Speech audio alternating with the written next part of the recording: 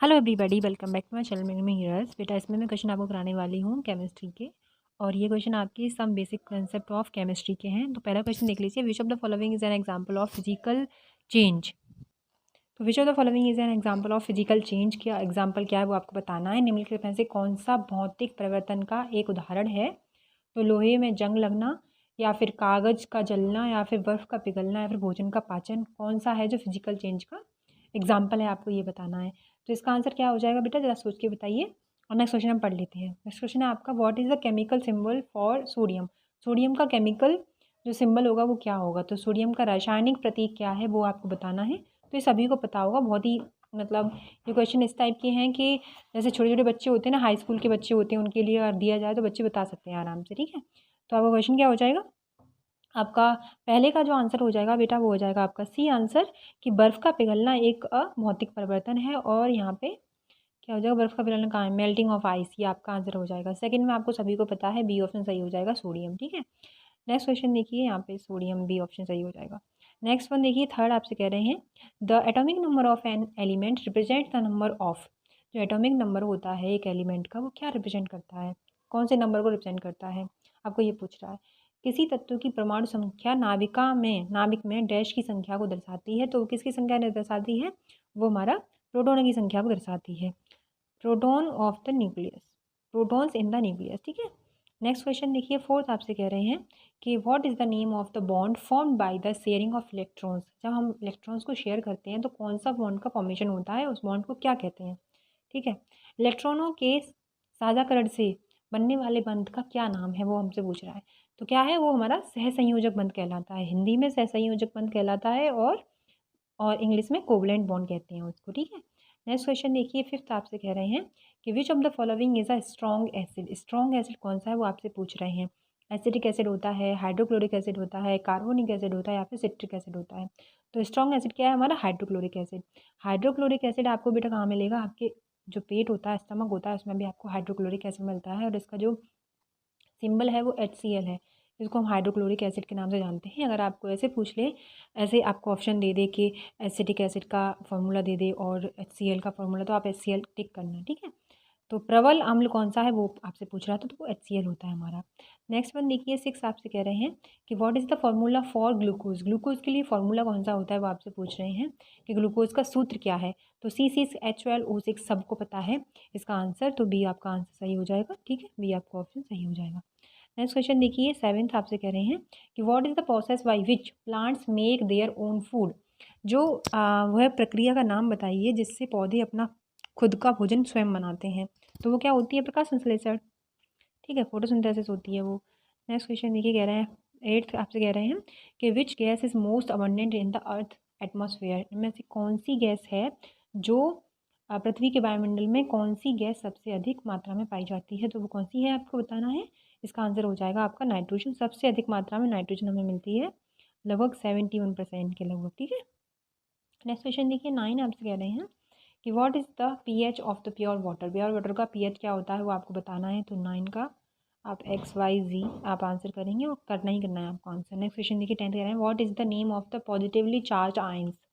धनात्मक धनात्मक आवेशित आयन को क्या कहते हैं। तो वो क्या होता है हमारा, धनात्मक कैटायन कहते हैं उसको। बी ऑप्शन सही हो जाएगा, धनायन। ठीक है, नेक्स्ट क्वेश्चन देखिए, 11 आपसे कह रहे हैं कि which of the following is a base. Base कौन सा है आपको बताना है। तो HCl है, H2SO4 है, NaOH है, या फिर HNO3 है।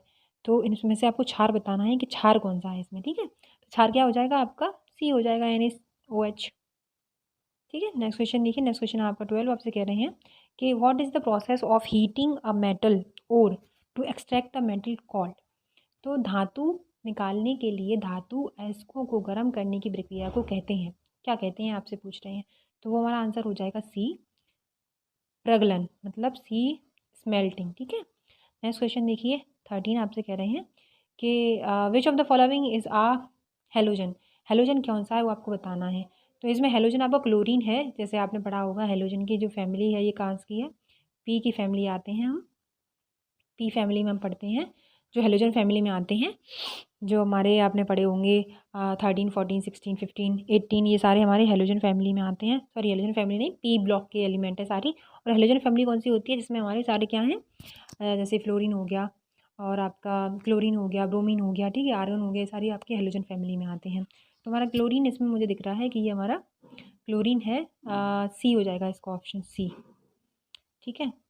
इसमें दिए नहीं लिखा, चलो ठीक है, सी हो जाएगा इसमें आंसर आपका क्लोरीन, ठीक है। निम्नलिखित में से कौन सा हेलोजन है वो आपको याद रखना है। ये सारे थोड़े छोटे बेसिक चीज़ें हैं जो आपको पता होनी चाहिए, और आप एक बार पढ़ लेना, गो थ्रू कर लेना आप पीरियोडिक टेबल में, जिससे कि आपको एस ब्लॉक के एलिमेंट सारे याद होने चाहिए और आपकी पी ब्लॉक के होने चाहिए, क्योंकि दोनों बहुत ही इंपॉर्टेंट है, और साथ में डी ब्लॉक के भी थोड़े बहुत याद होने चाहिए, एक दो ग्रुप याद होने चाहिए आपको, ठीक है। देख लेना आप, क्योंकि इंपॉर्टेंट है इसलिए पूछ लेते हैं आपसे, इसलिए। 14 क्वेश्चन देखिए, कह रहे हैं आपसे कि what is the smallest particle of a compound that retain its properties. किसी यौगिक का सबसे छोटा कण कौन सा है जो अपने गुणों को बरकरार रखता है। तो इसका आंसर क्या हो जाएगा, इसका आंसर हो जाएगा आपका सी, जो है हमारा अणु, मतलब आपका अणु, सी कहाँ है आपका, मॉलिक्यूल, ठीक है। नेक्स्ट क्वेश्चन देखिए 15, आपसे कह रहे हैं कि what is the term for the substance that speeds up the chemical reaction without being consumed itself. तो आपको बताना है कि उस पदार्थ को क्या कहते हैं जो स्वयं उपभोग किए बिना रासायनिक प्रक्रिया को गति देता है, तो उसको हम उत्प्रेरक कहते हैं, मतलब कैटालिस्ट बोलते हैं, कैटालिस्ट कहा जाता है उसको, ठीक है, उत्प्रेरक। नेक्स्ट वन क्वेश्चन देखिए 16, आपसे कह रहे हैं कि which of the following represent the saturated hydrocarbon. जो सैचुरेटेड हाइड्रोकार्बन होते हैं उनको क्या बोलते हैं। तो निम्नलिखित में से कौन संतृप्त हाइड्रोकार्बन दर्शाता है। तो इसका आंसर क्या हो जाएगा, इसका आंसर हो जाएगा आपका सी, इसमें आपके C2H6। संतृप्त क्या होते हैं बेटा, सैचुरेटेड हाइड्रोकार्बन बोलते हैं जिनमें आपको सिंगल बॉन्ड मिलेंगे, अनसैचुरेटेड बोलते हैं जिसमें आपको डबल बॉन्ड और ट्रिपल बॉन्ड मिलेंगे, उनको अनसैचुरेटेड बॉन्ड बोलते हैं, ठीक है। 17 देखिए, 17 कह रहे हैं आपसे कि what is the unit of energy. Energy की यूनिट क्या होती है, तो जूल होती है, सभी को पता है, आपका आंसर क्या जाएगा, जूल हो जाएगा।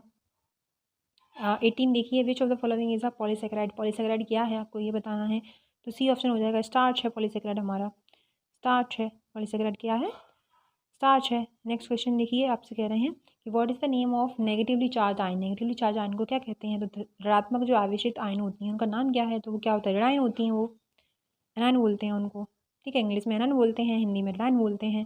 फिर देखिए विच of the following is a lipid. Lipid कौन सा है इसमें, तो लिपिड कौन सा है आपका, सी ऑप्शन है, फैट हमारे लिपिड हैं, बसा, ठीक है, सी ऑप्शन आपका सही हो जाएगा। Thank you so much for watching, take care.